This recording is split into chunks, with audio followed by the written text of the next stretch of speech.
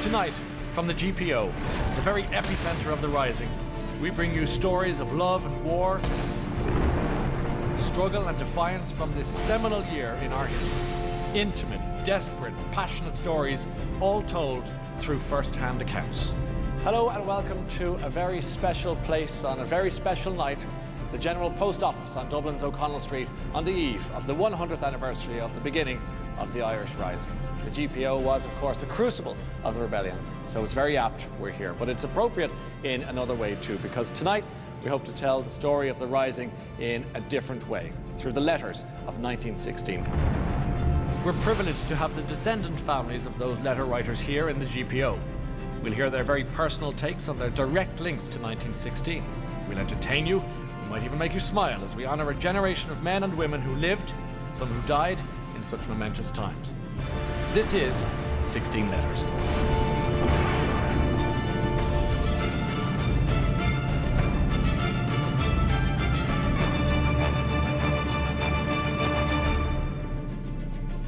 Tonight, we're going to tell you stories of ordinary and extraordinary lives set against the background of a land about to be plunged into a world of fear, uncertainty, confusion, and hope. But the story starts in another conflict. In 1916, many Irish men and women were already at war in the service of the Crown at the bloody slaughter of World War I. Tonight, this is where our story begins.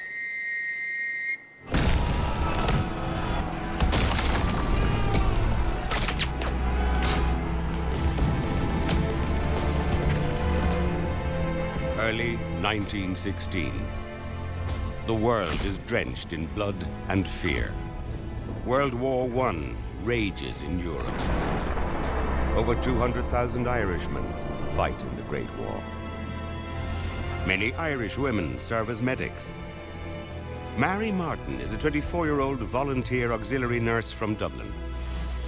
Mary tends to the wounded on the Eastern Front in Malta. Her brother Charlie fights in Greece.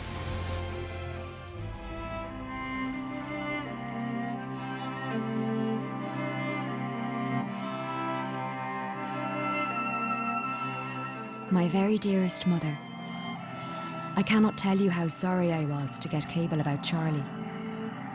I have one of his men here who knows Charlie quite well and says that he is the youngest officer out there and is always smiling. He was all right just 2 days before the retreat. Let me know as soon as you get news of him. Only for the money you sent, Christmas would have been very dull for the men. We were able to give them tea, a packet of cigarettes and sweets in their stocking each. I heard of a man out of Charlie's regiment and had a long chat with him. His story is that on the morning of the 5th, Charlie stood up on the parapet. He was wounded shortly afterwards, right through the shoulder. Too badly wounded to carry on. I suppose that we must only trust in the Divine Lord that he is safe somewhere and being well looked after. The man said that it was disgraceful the way they were treated. They were left without any artillery to support them. All their officers were either killed or injured. Everyone who escaped was lucky. He is very depressed because he is not getting home and has had dysentery and now has to have all his teeth removed. I shall, of course, send him up cigarettes. Poor old Charlie. He has had a hard time. Let me know as soon as you get news of him again. Your loving and grateful daughter, Mary.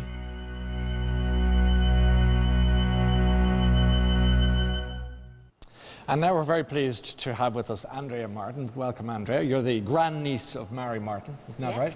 Our letter writer in this story. And also Sister Isabel Smith, someone who's done extensive research into the Martin family. We'll talk to you both. But I'm going to start, I suppose, with you, Andrea, because we saw in this little bit of footage there that Mary had a sweetheart. She was doing a line. She was. And yet she went and got involved in the war effort.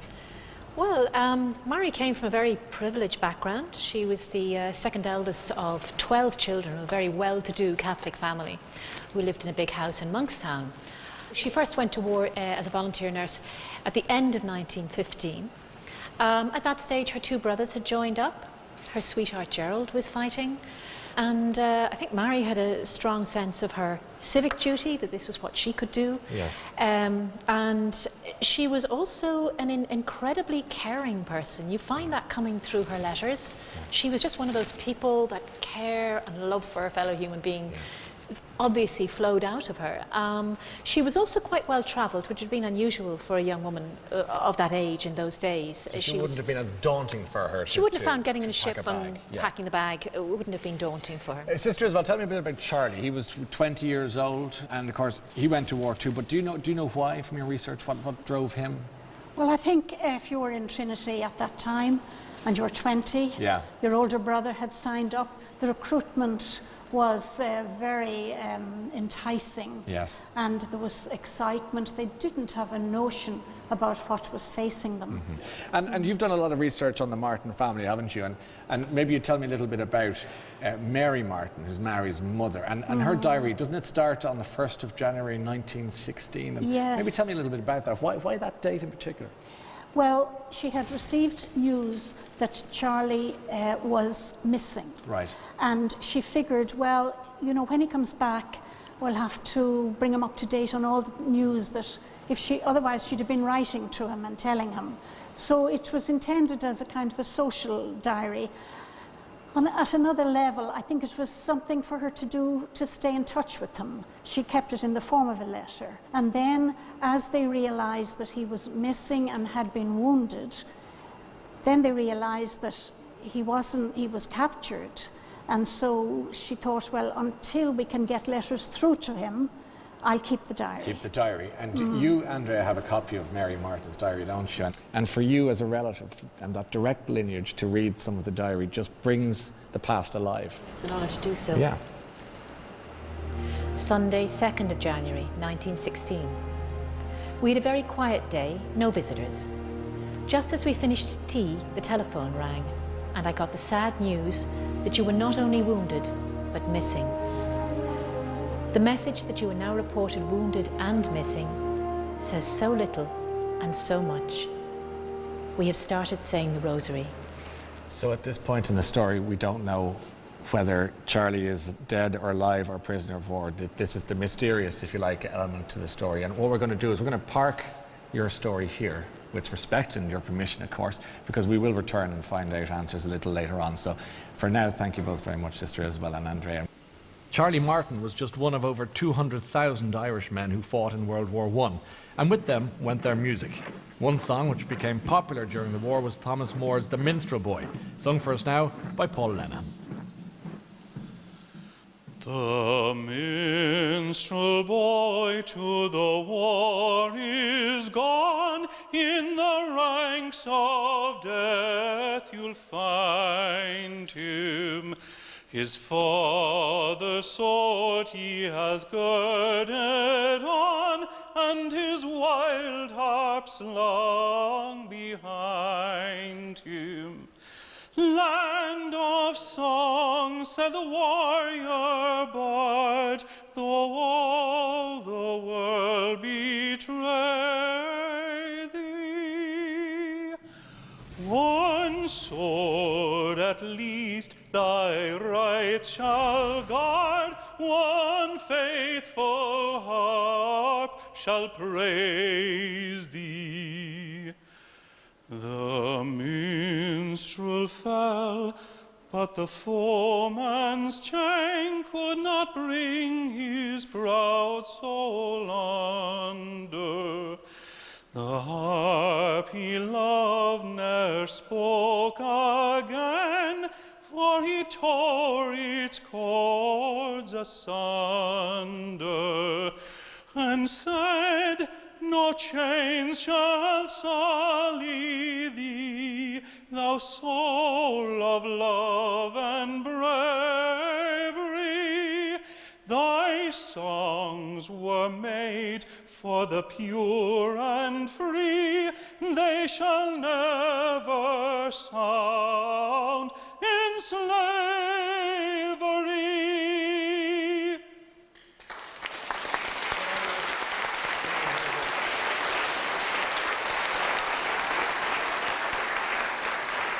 While the World War rages overseas, at home for most people, life goes on, and some people are busy making love rather than war. Our next set of correspondence is a collection of almost 100 love letters written between January and May 1916. They tell us much about life in Ireland at the time. James Finn is a 39-year-old civil servant living with his mother in Dublin, and May Fay is a 19-year-old country girl living in Westmeath.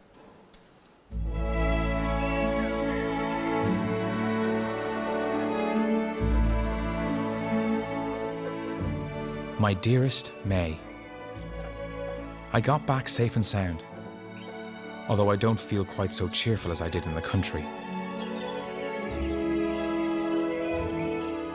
I remember now that on Monday when I spoke to you, I was so intent on asking you to marry me that I quite overlooked in the excitement telling you that I loved you very dearly.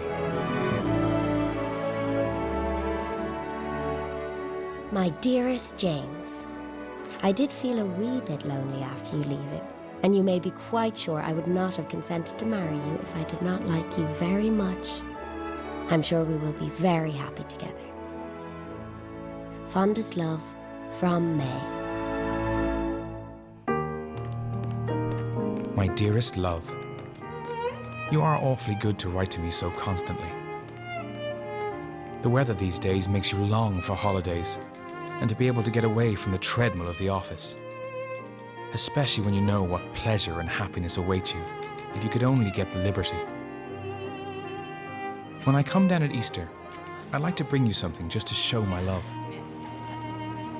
I can get Nora to help me buy, so you could be sure of the taste being all right. If I bought myself, I'd probably make an awful mess of it. Warmest love for my darling, from her loving James. So now I'm here with Tessa Finn, and Tessa, of course, you're the granddaughter of James and May. So, such romance at the time. Tell us a little bit about what you know about them, how they met, how they got together. Well, he used to visit his cousin who lived close by. He was a near neighbour in Towerstown in Westmeath. He says he had an eye on her for a long time, but she was 20 years younger than him, and that he was kind of waiting until he felt she was old enough. So what we do know is, because you're here talking to me tonight, that they had children, so that worked out. Right, yes. Okay. And then the letters, so many of them. How often were they writing to each other?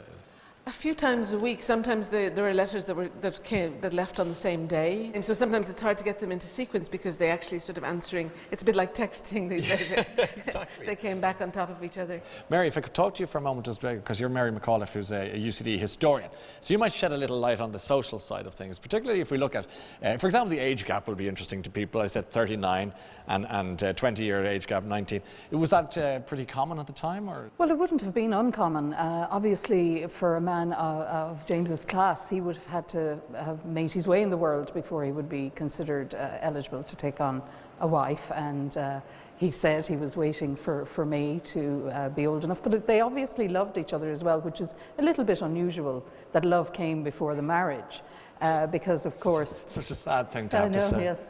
At that time, particularly for middle-class people, yes. you know, you married for economic reasons and class reasons, and so an age gap wouldn't have been that unusual. Maybe 20 years is perhaps wider than mostly, but I would 10 years, certainly the man would be within... Common enough at the Common time. enough, yeah. The letters, and so many of them, a treasure trove for historians in many ways. Tessa, Mary, thank you very much indeed for coming to see us this evening. And of course, we'll have more on James and May's story a little later on. For now, though, their sweet and perhaps innocent correspondence brings us to Easter week, 1916.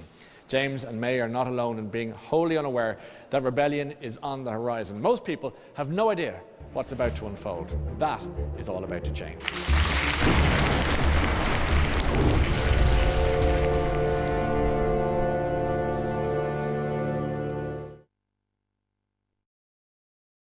Welcome back. We're now in Easter week, 1916. The rebels have seized the GPO and are occupying this very room. And on Monday, the 24th of April, Padraig Pearse plants the seed from which a new country will grow as he stands outside the door, right here, for the first public reading of the Proclamation of Independence. Irish men and Irish women, In the name of God and of the dead generations from which she takes her old tradition of nationhood, Ireland, through us, summons her children to her flag and strikes for her freedom. We declare the right of the Irish people to the ownership of Ireland, standing on that fundamental right and again asserting it in arms in the face of the world, we hereby proclaim the Irish Republic.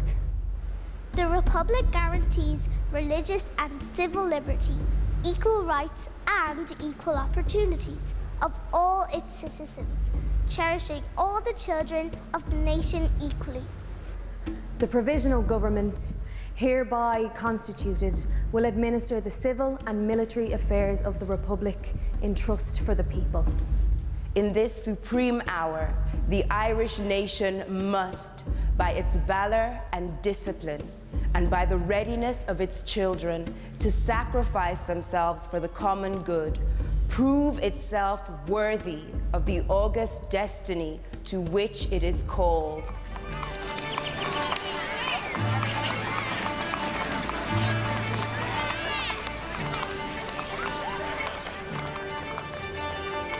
Easter Monday morning, 1916, is unseasonably warm. The general population indifferently go about their ordinary lives. Blissful ignorance is the common state. Patrick Carfin, his wife Muriel, and their young daughter Doreen go on a day trip to Lusk. Returning to Amiens Street Station to take a tram home, they find they are not running. They decide to walk. On Sackville Street, blissful ignorance turns to panic. We're about to hear a letter written by Patrick Carfin to his sister Jo, who's living in Scotland. And this gives some idea of just how fast things are escalating on Easter Monday. My dear Jo, don't be alarmed about us. Things are not so bad that they might not be worse, bad and all as they are. On Monday last, we walked up to Sackville Street, meaning to take a tram home as usual, but no trams were visible. I asked a bystander, "What has happened to the tram service?" He looked at me for a minute as if I were either a fool or an escaped lunatic, and then said, "Do you mean to say you don't know that Dublin is in a state of riot? There is a flag of the Irish Republic flying on the General Post Office, which has been seized." On we went past Trinity College, where the rattle of machine guns from the castle made me hurry the party on. We drew aside to get the shelter of a church porch, when Doreen suddenly cried, "Oh, Mother, I am shot." She got a bullet, which I have in my pocket as I write, right through the upper part of her left leg. I cut her clothes off and put an improvised tourniquet on her leg. Then we all bundled into an ambulance and got home. Poor Muriel, who was trying to shelter Doreen, got an awful fright, and it was only afterwards that we counted 12 bullet holes in various articles of her attire. All three of us had had marvellous escapes. Now we are living out in the suburbs, not knowing what is happening in the city. No post in or out, no telegrams, no telephones, no newspapers, no gas, and not much to eat. I'm sending this in a roundabout way in the hope that it may keep you from wondering if we are all dead. Your affectionate brother, Pat.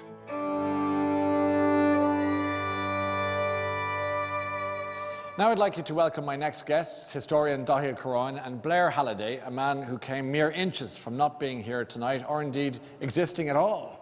I mean, it was close. It was very close. Very close. Doreen was my mother. And she was the little girl in that She was piece. the little girl in that film. It was like looking at it with the passage of time and seeing the recreation, the reconstruction of it. It must be peculiar for you, is it? It was beautiful. Yes. Yeah. But it was very moving to see it and to think that it was only that much and I wouldn't be here. Tell us about Doreen. The injuries, were they intense or was she okay, or what sort of recovery are we talking about? Well, at one stage they thought she was going to lose a leg, but she didn't, fortunately. She went on. So in fact, she had a full life after the bullet. It's interesting you should mention the bullet. Your grandfather mentions the bullet. He did.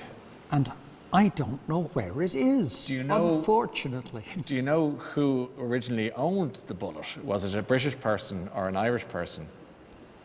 We don't know. Is that a political answer or a real answer? It's a real answer, because if we'd been able to prove that it had been a British bullet, yes, the compensation would have been far higher. Oh, really? She sought compensation. And got it. And got it. But we don't know how much. And when she was older, she actually bought a car. Right. And she called the car Rebel. So whether that's any political statement or just because it was when it happened, I don't know. We'll have to let history decide that ultimately. Speaking of which, Dahi, welcome to the programme tonight. In many ways, we can, I suppose, smile in a way because we know Blair's relatives survived to tell the tale. Well, Doreen was extremely lucky, and several children were not as fortunate. In total, 34 children were killed during Easter week. How did the city cope with this sense of bodies coming through, injured, maimed, dead? Well, the city coped with great difficulty. As you can imagine, the hospitals were under severe pressure. The heaviest burden was borne by Jervis Street Hospital, which treated about 600 wounded civilians. OK, we'll talk to you in a little while as well, Dahi, but in the meantime, Blair, thank you for coming in to see us this evening.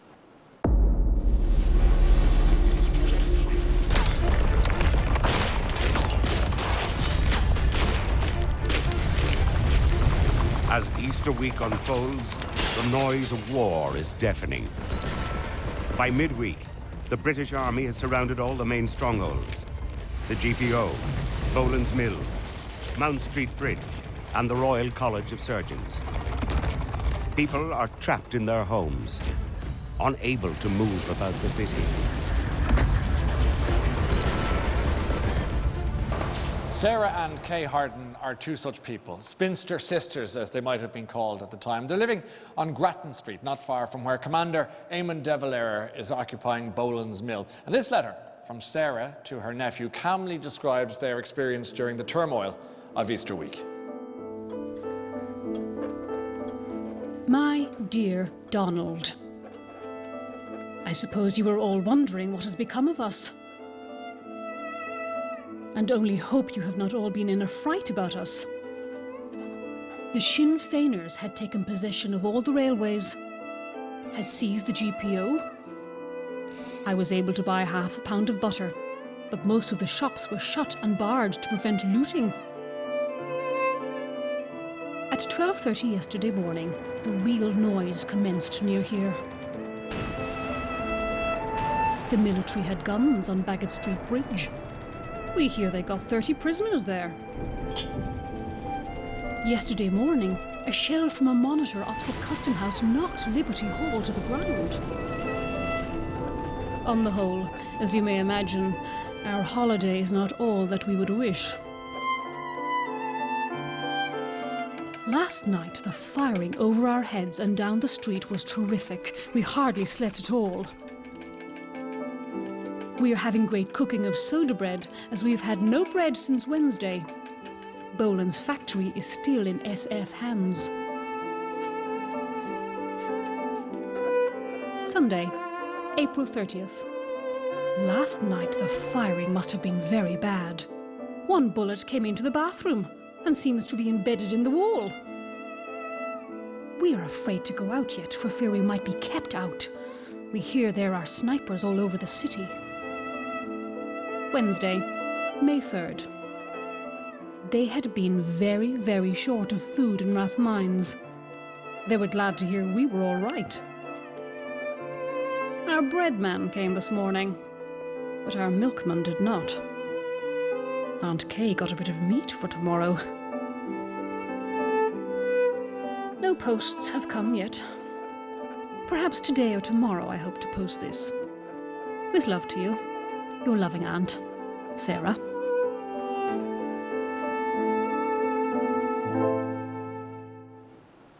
So with us now we have Genevieve Harden and Joyce Timms, and welcome to you both, and thanks. Genevieve, I'm going to begin with you.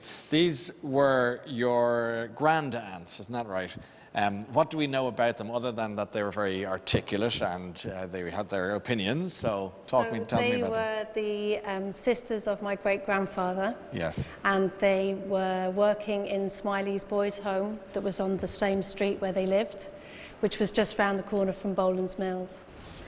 So for them, it seems in the letter that the whole week seemed more of a disruption to their routine. Yeah, and I know that you are using their letter as the subject of your master's, and in the course of your studies you came across another account from a rebel soldier who was active in the same area that your great-grandaunts were trapped in their home. I was given this document written by Christopher J. Murphy, a soldier who actually marched past their house. Is that right? Yeah. So he was a rebel soldier, obviously. He was marching past to break the locks into Boland's Mill. To get stuck into Boland's Mill. So this is a copy of that, isn't it? That's the original. This is his letter. Yeah. So I often find when I'm dealing with an archive as old and beautiful as this, it is like shaking hands with a ghost. Do you want to give us an I'll read you extract? an Yeah, extract, sure. yeah. Why don't you? I must have been asleep for 1 hour when Commandant De Valera came to Captain Donnelly. He said to the captain that he wanted someone to go up to Captain Joe O'Connor up on the railway line. I said, "Look up the line, Captain, quick, there is something moving." It was a strong force of enemy. I had a rifle, so I let them have it. I had 50 rounds. I got wounded. I said to the captain, "I'm finished, Joe." He said to me, "Say an act of contrition," which I did. I said to the captain, "My fight is over, thank God." Good Lord, it really brings you there, doesn't it, with that written word? Do we know what happened to Christopher J. Murphy? He survived. He to tell the tale. and opened up a barber's on Camden Row. He did not. He did. Okay, and we also have Joyce with us this evening. Hi, Joyce. Joyce Timms, nice to see you too. You have another letter. Your grandfather worked here. He joined the post office service at the age of 16.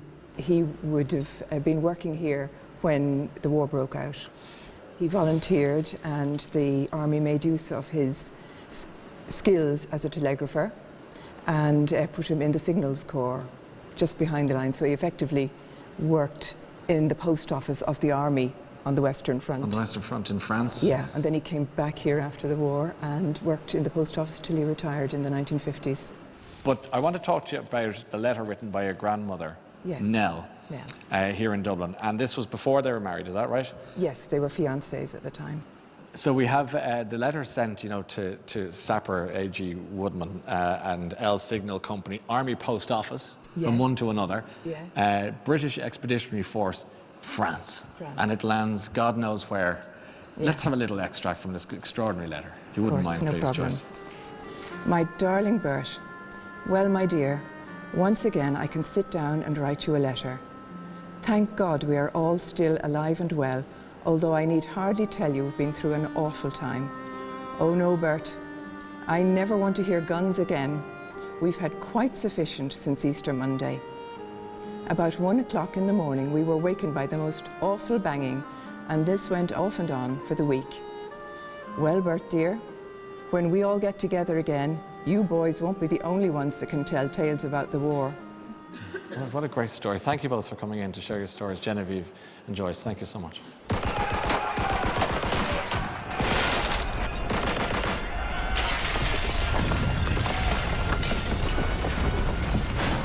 Through the week, the death toll rises and the injured numbers climb. The rebels fight a losing battle as the British pummel the city. There are few on the streets but soldiers and rebels and priests. A Capuchin friar, hoping that his religious garments will keep him safe, takes to the street to help whomever he can. Our next account comes from a memoir of sorts, not a letter. It was written by Capuchin friar Father Columbus Murphy, and it's the very personal nature of the account that makes it such a raw and graphic read. The Capuchins are the first clerics onto the streets of the city at the height of the fighting, venturing voluntarily into the front lines. They are eyewitnesses to many of the harrowing scenes unfolding. A soldier of the 6th Cavalry was fired at in Church Street. Coming into the line of fire, a baby named Foster was killed in its perambulator outside the Matthew Hall. Seeing the baby covered in blood, it is easy to conjecture the panic that ensued. What really was taking place down the city, we did not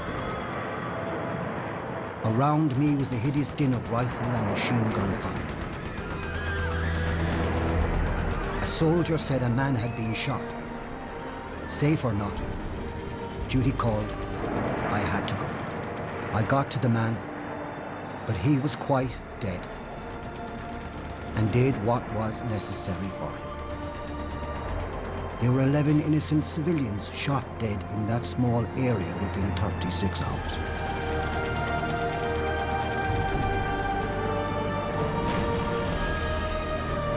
The surrender came. In order to prevent the further slaughter of the civilian population, commandants will order their commands to lay down arms. Panis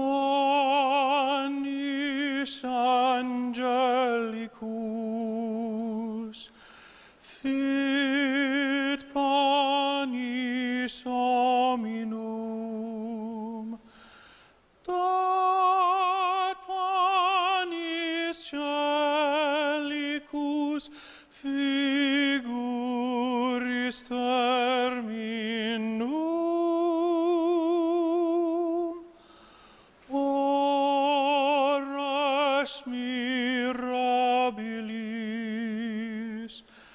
manducat dominum, pauper, pauper, servus et humilis. Pauper, pauper, servus, servus et humilis.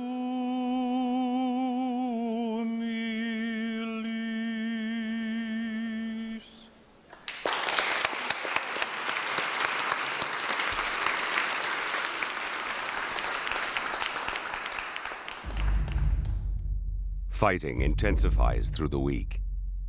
15 civilians are killed on North King Street. By Saturday, the GPO is a shell. The rebels escape to Moore Street, but the growing civilian casualties and their increasingly hopeless situation prompts Pearce to issue an order. Pearce orders the surrender. The guns of the rebels fall silent for now, but the guns of an empire are about to sound a very bloody response, and the thin line between justice and revenge is about to be crossed, as rebellion is followed by acts of terrible retribution.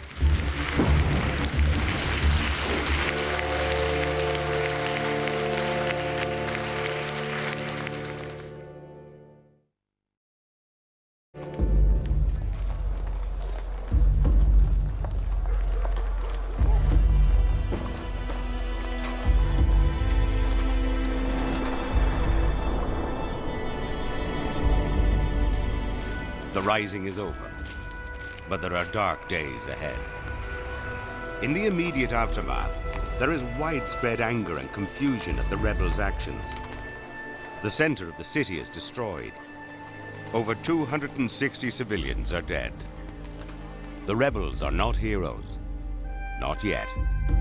The leaders of the rebellion now face court-martial and execution.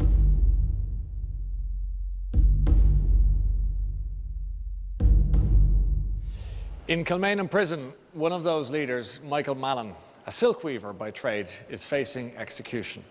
From his cell, certain of his impending death, he writes to his wife Agnes, pregnant with their 5th child.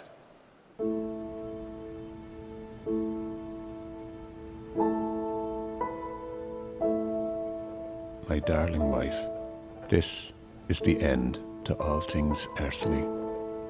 Sentence of death has been passed. At 3:45 tomorrow, the sentence will be carried out by shooting, and so must Irish men pay for trying to make Ireland a free nation. I would ask a special favor of you, wife of my heart, but I leave you absolutely free in the matter. Don't give your love to any other man.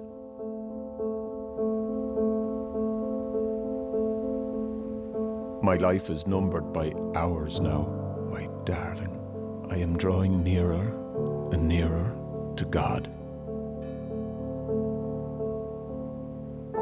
I am prepared, but my darling, if only you and the little ones were coming too, if we could all reach heaven together. My darling, remember me. I must now prepare. These last few hours must be spent with God alone. Your loving husband, Michael Mallon, Commandant Stephen's Green Command. I enclose the buttons off my sleeve. Keep them in memory of me. Mike.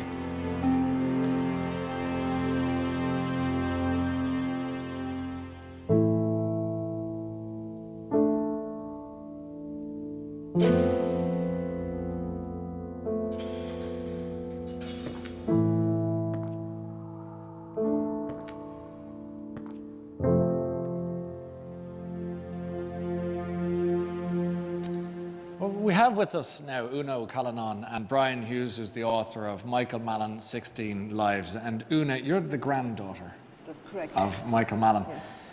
What's it like watching that? I find it very difficult because I cry every time I see that letter. And your father, Seamus, was 12 at the He time. was 12 when his father was executed, yes. And did he get to see his father before he was... He did, the night before. What happened? He was actually taken from his bed and brought to the jail. And do we know anything about that encounter between your father and your grandfather? My father said that up to that time, he said, I always thought I was grown up. But that particular night, I was a child again. Because I couldn't believe that I would never see my father again. His siblings were also there. Were they? They were. And again, did they talk about it in any sense, or did it take for a long time for them to be able to discuss it? You mean after? After, yeah. No. When I was growing up, he never spoke about it at all. I think he was too traumatized. And your grandmother left with 5 children, Agnes. Agnes, that's correct. Agnes Hickey. Tell me about Agnes Hickey and how she coped, or what we know about how she dealt with it all. Well, when she never actually spoke about that to her children, about her father, because she wanted them to have a happy childhood, yes, which she did give them. But it was extremely difficult for her. Brian Hughes, you were the author of 16 Lives, Michael Mallon. Right. And it must be intriguing for you to sit beside Michael's granddaughter here and listen. Yeah, that's the letter that encouraged me to research Michael Mallon in the first place, because it's a tough read. I think people will be intrigued, who haven't all the details of Michael Mallon's background, to hear me introduce him as a silk weaver. So how does somebody with that trade end up as a absolutely key figure in the rebellion? Well, I think ironically enough, it probably begins in the British Army. At the age of 14, he joined the army, attracted by the band more than anything else, on his music. And he saw service in India, and while he's in India, you might say he was radicalised to some extent, and came to question his own role and the war that he was fighting in the British Army at that stage. And I think Agnes Hickey played an important part in that as well. They had kept up a correspondence the whole time he was there. Then at some stage in 1914, he joined the Irish Citizen Army. Very quick rise through the ranks. By October 1914, he was Chief of Staff. So essentially second in command of the Citizen Army to James Connolly. So once Connolly had committed the Citizen Army to rebellion in January 1916, Mallon's role was there. Well, thank you so much for sharing your story with us, and I really appreciate it. And Brian, thanks for giving us the background also. 13 others are executed in Dublin. Thomas Kent, executed in Cork. Roger Casement, convicted of high treason in a London court, hung in August. In all, 16 men are executed for their leading roles in the rebellion. Oh, but we talked at large before the 16 men were shot. But who can talk of give and take? What should be and should not, while those dead men are loitering there to stir the boiling pot. You say that we should still the land till Germany's overcome. But who is there to argue that? Now Pierce is deaf and dumb. And is there logic to outweigh Macdonough's bony thumb? How could you dream they'd listen, that have an ear alone for those new comrades they have found, Lord Edward and Wolfe Tone, or meddle with our give and take, that converse bone to bone?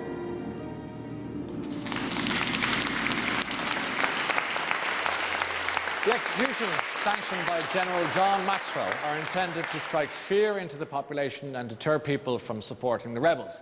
The Capuchins, still coping with what they saw in the streets of the city, are called on to minister to the condemned men and attend the executions. We hear again from Father Columbus Murphy's first-hand account. Presenting my permit, I was given permission to visit them all. I remember well MacDonough's first question. What will they do to us, Father? I answered, probably imprison the leaders and send the others home. I hope to God they do no such thing, he replied. We'll be the laughingstock of the country, and all our work will be in vain. That reply summed up the real aim of the leaders in the rising. Did they hope to beat the English army and win through? No, I do not believe they did.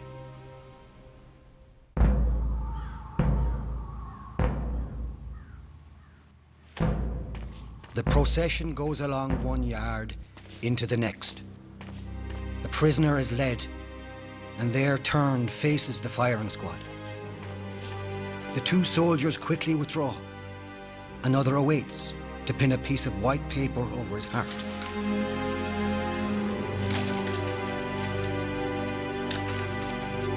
A silent signal from the officer.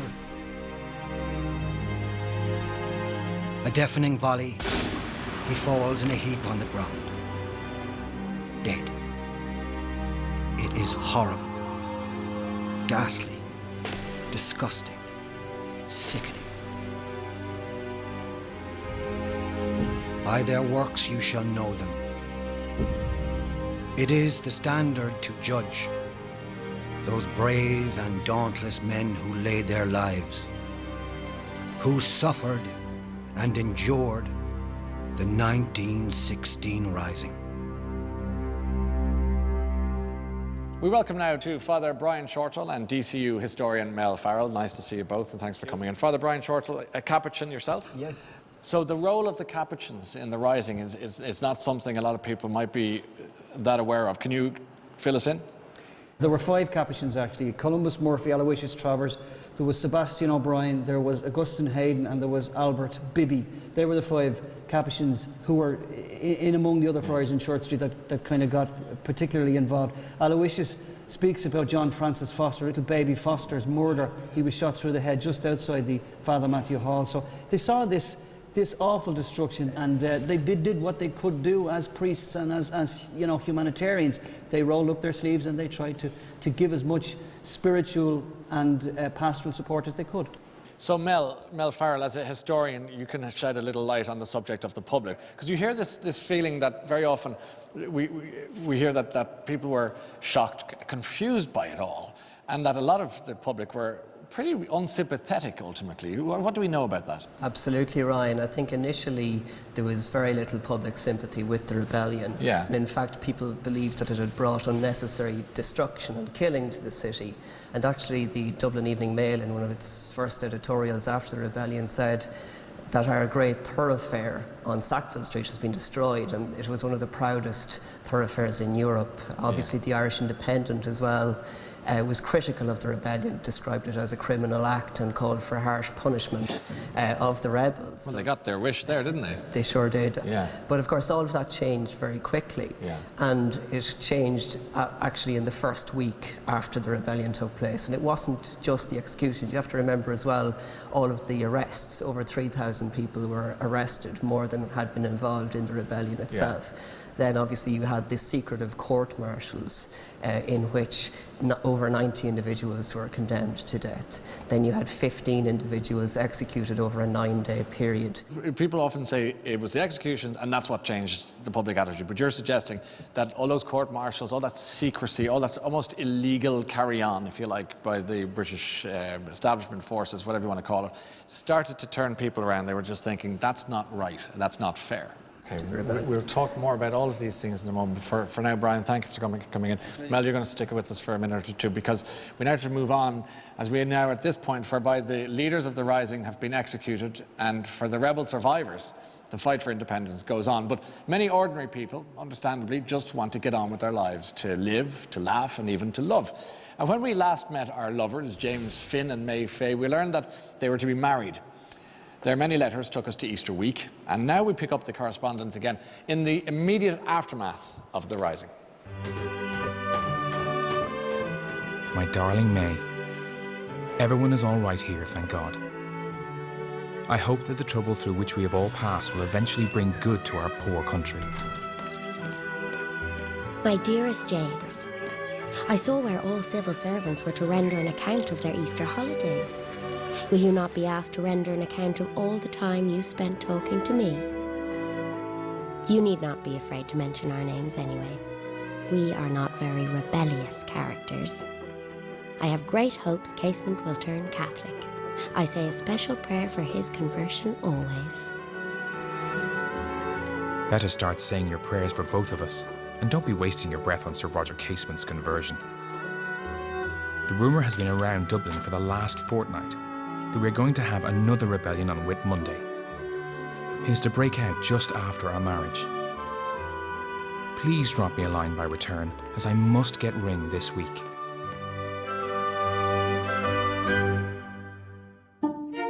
About the ring itself, I think I will leave it to your taste. You have the advantage of having seen both the ring and the finger. I got my first present yesterday from Mrs. Keelan, a silver teapot. We had a nice day in town. I had my dress fitted. It looks very well. But I can tell you, I was very sick of the job of turning and twisting and standing all the time while being fitted. I haven't time to write any more now, although I could spend a few more minutes anyhow, telling you how I love you. Do you need me to do that, though? Well, Mel Farrell obviously is staying with us, and also we welcome once again Tessa Finn, who's granddaughter of James and May. Mel, let's start with Roger Casement. So what happened to him and conversion, and where was he with religion in the middle of all the politics and the military side of things? Okay, well, Casement was born into an Anglo-Irish family. He was raised as a Protestant. As a child, his mother had him and his siblings baptised in secret as a Catholic. Yeah. So when he was in Pentonville prison in England, he registered as a Catholic on the 29th of June, and before his execution he had his first communion and his first confession. Okay. So I think in a sense it was him reverting back to something that he had identified with as a child. Now James and May, just to get into the soap opera for just a second, if we can, Tessa, they were due to get married, did they? They did, yes. And how did life work out for them? What can you tell me?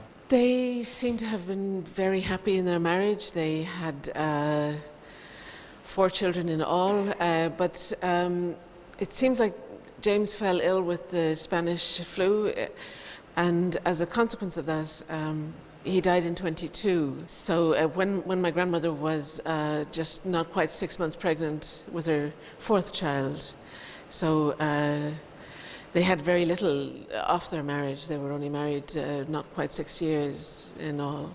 And how did May cope? She just did what she could. She sold off most of the nice things that grandfather had bought just to support the family. What about the cheque that was never cashed? Tell me about that cheque. This is the chequebook here. He wrote a cheque for the very last bits of money in his account over to her, with his presumably just as he was very close to death, and it's inscribed there in the corner, "To May with dearest love." That's the most romantic cheque stub I've ever seen. Honestly. Kay with dearest love. Yes. And she never cashed it. There it is, untorn. It's kind of a beautiful end to the story in some ways, It's isn't very it? sweet. Mokushla, Mokushla, your sweet voice is calling, calling me softly again and again. Mokushla, Mokushla, I hear its dear pleading. Mokushla, I hear it in vain. Mokushla, Mokushla, your white arms are reaching. I feel their enfolding, caressing me still. Fling them out from the darkness, my lost love, Mokushla.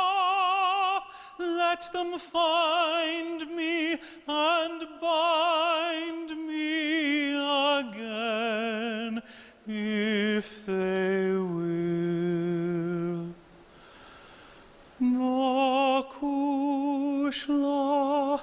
Mokushla, your red lips are saying that death is a dream and love is for aye.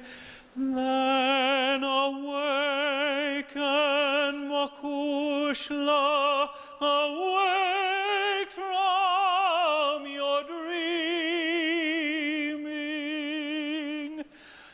My blue-eyed Mokushla, awaken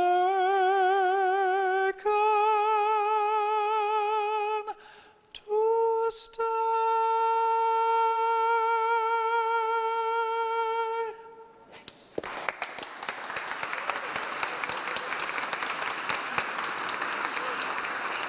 The physical legacy of Easter week is a city centre in ruins, and this results in an absolute barrage of letters. Most, of course, are quite serious, but some, looking back on them now, seem outrageous and a little ridiculous. We'll find out more in part 4.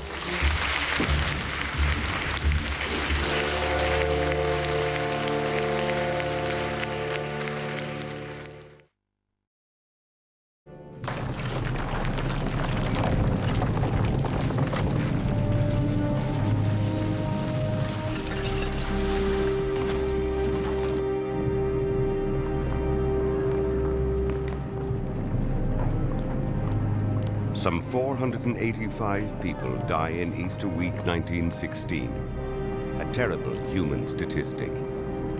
The city is in ruins. Damage to over 200 city centre buildings is estimated at £2.5 million, a staggering amount by the standards of the day. A compensation scheme is established. The rebels are less than popular for a range of different reasons.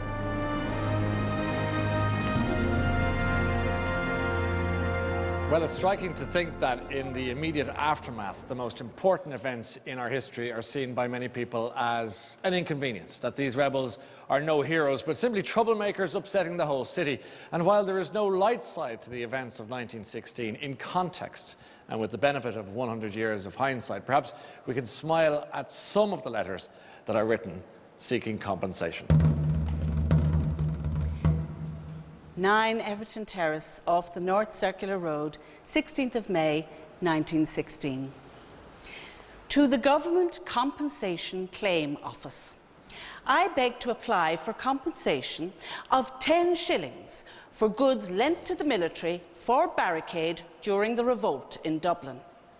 1 large kitchen table, 2 large boxes and 1 small one. Got table back this morning, which is completely destroyed and broken and only fit for firewood, but got no boxes, and there is no trace of them. Yours faithfully, Eileen Murray, Mrs. To the Secretary of the Irish Office. Dear Sir, I wish to bring it to your notice that I am out of pocket to the extent of some £5. I discharged an Irish maidservant, Violet Williams, from Chatham to Dublin. She was unable to land in Ireland and she returned to us. Her total expenses during this period, 5 whole days, amounted to £5, 1 shilling and 6pence. Under the circumstance, you will, I am sure, agree that compensation is due to me for the amount mentioned. I have the honour to be John Harold Wright.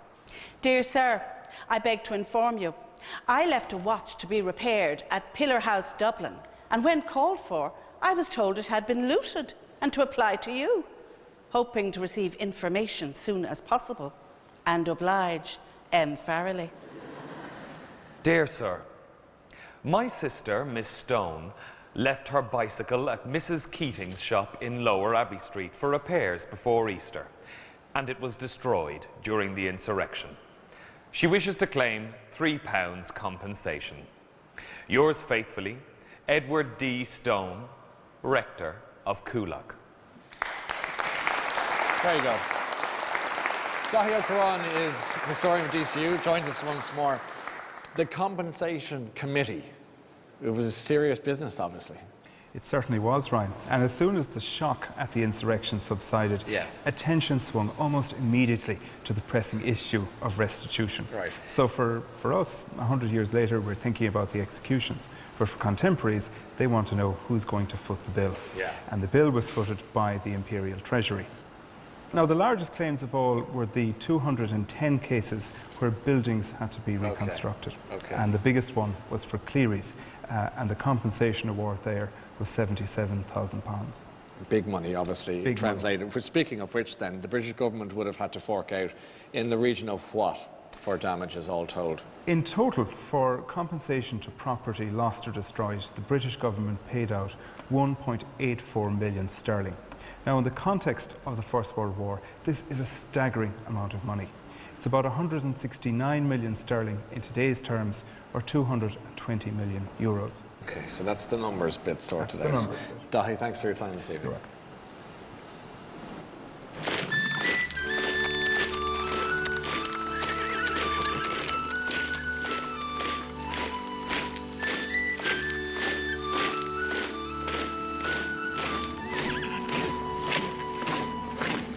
The rising is over. The leaders are dead. Ireland is in shock, but a nation is slowly and painfully being born. Over 1,800 rebels are imprisoned in camps throughout England and Wales. The biggest one is Frongoch. It is here that many of Ireland's future leaders are truly politicized. Shall the rousum weiden have, an ishmeim wein jocate tre, Michael traune down gotren, the varnog knocks in him again. Shemolech mogillamar, Shemo hezer gillamar, Suana sheni vuides hen, Och wigigen mogillamar, Bim shabuan vuirt gachlo, a quigach rus a turnen yor, O squila guaman buchel bio, is na rifter turish guig, Mavron, Shem Olech Magil Amar, Shem Ohezer Gilamar, Swan Asheni Voirasan, Ochwigigan Magil Amar, Ni Lauren Kwakasur Karnyon, Is Neil Gogairi Gwiltiv Kno, Narmajin Hauriging Launtiv Kiog, O Jimmy Guman Buchel Bio, Shemolech Magilamar, Shemo Hezer Gilamar, Suan Asheni Vuerasan, Ochwigigen Magilamar,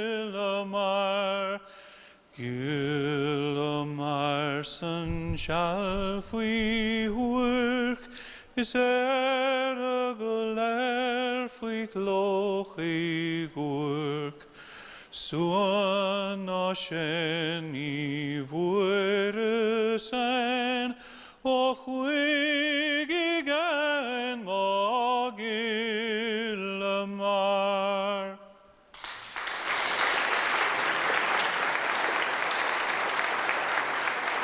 It's not too much of a stretch to picture Magillamar sung by the rebel prisoners in Frangach in Wales. As you can imagine, there are many letters back and forth that tell us much about life in a British prison camp in 1916.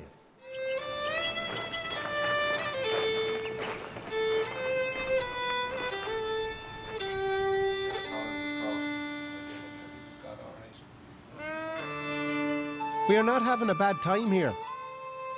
Lectures, concerts, Irish classes, football, physical drill, and had a march into the country today. You might send me some tobacco and Bamba cigarettes. I got some papers from Gus and Tess, including the Clive.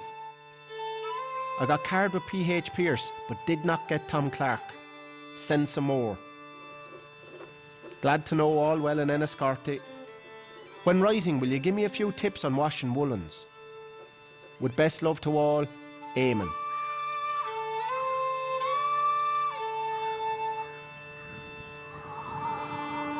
The imprisonment is beginning to tell a little now on us. I have lost my appetite and feel rather melancholy now and then. P.S. Excuse writing. It is quite dark. Jim. My own dearest Jim, whatever you do, I don't want you to feel downhearted. With God's help, you may be with us sooner than you expect. Your loving mother. We had a big burst or blowout here last night. The occasion was my birthday. The spread was not a very elaborate affair. Managed to secure several bottles of wine, mostly white wine of a poor quality. We had tea and coffee as well for the teetotalers, who luckily were the big majority. The whole affair was most successful, some of the boys saying they never had a better night's fall. Frangach is not such a bad place at all. Only for the rain it would be all right. We get tea morning and evening, and a good dinner. So you need not worry about me. Your fond son, Patrick English. My dear Patrick, I was delighted to get your letter. All the Doolans look fine, and poor Mikey's limping, and Jamesy sends his best love. Your fond mother. P.S. Enclosed is a P.O. for 1 shilling to get cigarettes. I see by your letter you have a good job waiting for me whenever I'll get home. Which, of course, you know will come sometime. They are not going to keep us forever. We're only able to bring you these stories from Frangach and indeed many of the other stories we're privy to tonight because of the foresight of one woman. Joining me now is Susan Schreiben, Professor of Digital Humanities and also researcher Neil Rooney, both of Maynooth University and the Letters of 1916 project. You're both very welcome. And if I could begin with you, Susan, this is based on a public history project that you initiated, Letters of 1916. Can you tell us a bit about it? Sure.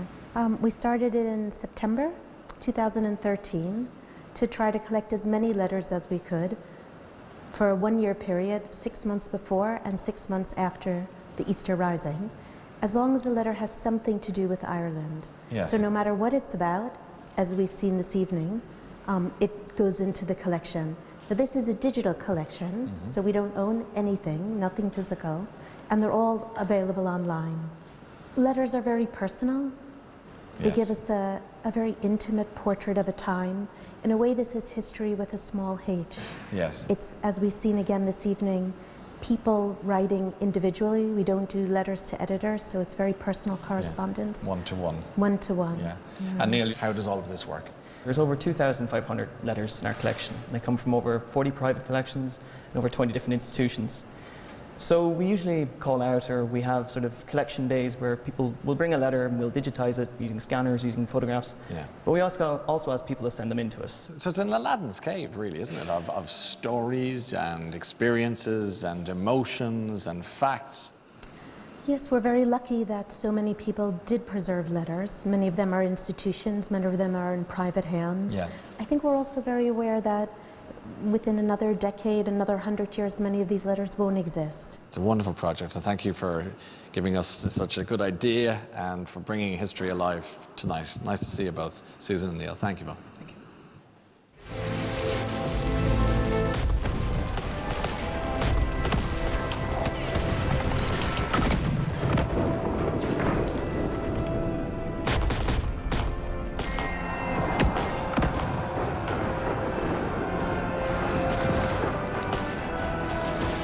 In 1916, the war in Europe is raging on the Western Front. Some of its most brutal moments take place in France. The Battle of the Somme is the bloodiest battle of this terrible war, with over 1 million casualties, including 3,500 Irishmen.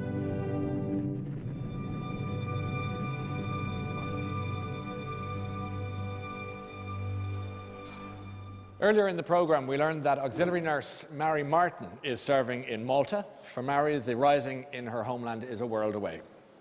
Through the war, she continues to write to her mother, this time from the killing fields of the Somme.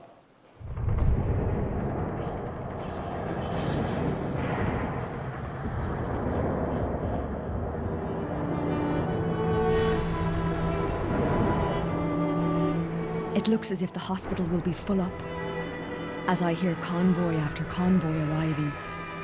If you do not hear for a couple of days, don't worry. It is only we have an extra push. The tents were full of wounded, some very bad. Hemorrhage, gas, gangrene, immediate operation.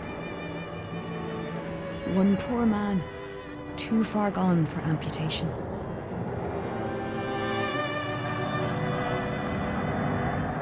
I found myself with 56 patients and 1 orderly, which meant no off-duty till I got a help, now 2 days ago. Sometimes I feel quite seasick, pulling off these horrible scabs. But I do feel heartily sorry for the men, and someone has to look after them. Really, Mother, I am very lucky and always seem to be sent to places where the work is good. So I must not grumble.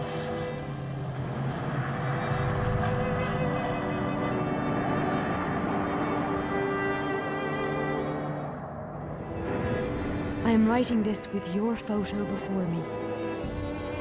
Oh, the war will soon be over. I hope. Mary.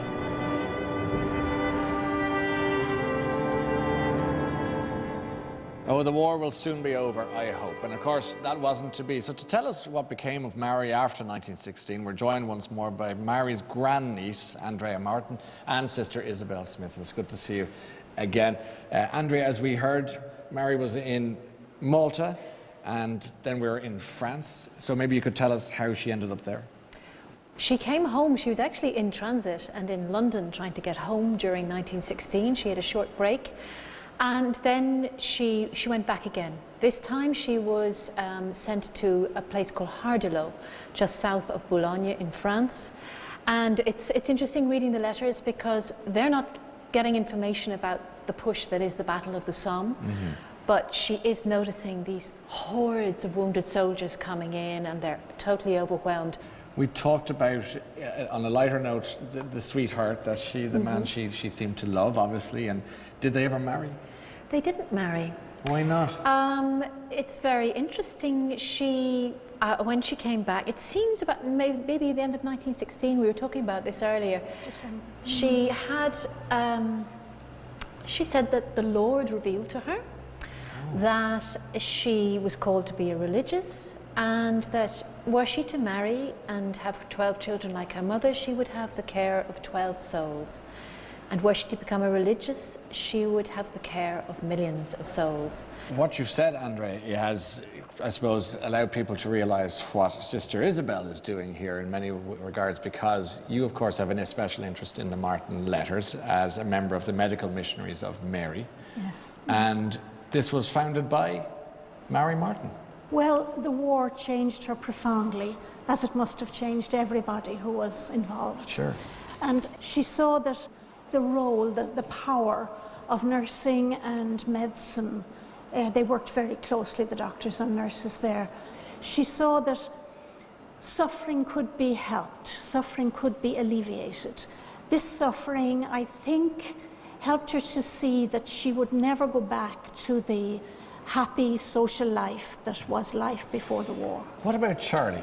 We've been following his progress, if you like, throughout this program this evening, and the last I think I have him is missing in the Eastern Front. Is that right? Or, that's right. So what became of him? Do we know? On the 2nd of July, which was the first day the casualties from the Somme were arriving in Ardelot, that night when Mary went off duty, she got a letter from her mother telling her that Charlie was dead, 1 week before his 21st birthday. And of course, a month before his mother began the diary expecting him home. And that's where we are going to leave our conversation tonight, on the written word that was to provide us with such a story, one of so many we've been listening to tonight. Andrea, thank you. Sister Isabel, thank you for your time this evening. And ladies and gentlemen, it's been a privilege to bring you this very special programme from the GPO, the epicentre of the Rising, on the eve of the 100th anniversary of those seminal events. Hearing these letters here in the GPO, among the relatives of the people who wrote them, couldn't be more poignant or indeed powerful, like shaking hands with the past. And I also think hearing these stories, understanding their heritage value, underlies the huge importance of preserving the written word. We may have been formed out of a time of violence, but much has changed since 1916. Not only are we more at peace with each other, we were even able to welcome Queen Elizabeth here on a recent visit, something unimaginable just 10 years ago. And whatever about the great and very worthy ideals of the proclamation, it's because of the actions of the men and women of the 1916 Rising that we are now free to rule ourselves, to make our own mistakes, to tell our own stories. Hopefully, we've honoured their lives in some way with this programme, and indeed the lives of all whose stories we've heard tonight. So I'd like you all, ladies and gentlemen, to be upstanding, if you would please, for the Soldier's Song. And lest you be tempted to write a letter of complaint, would you please note that this song was sung in the English language, yes, during Easter week 100 years ago in this very building. Thank you and good night from the GPO. Soldiers are we, whose lives are pledged to our land. Some have come from a land beyond the wave, sworn to be free, no more our ancient sireland.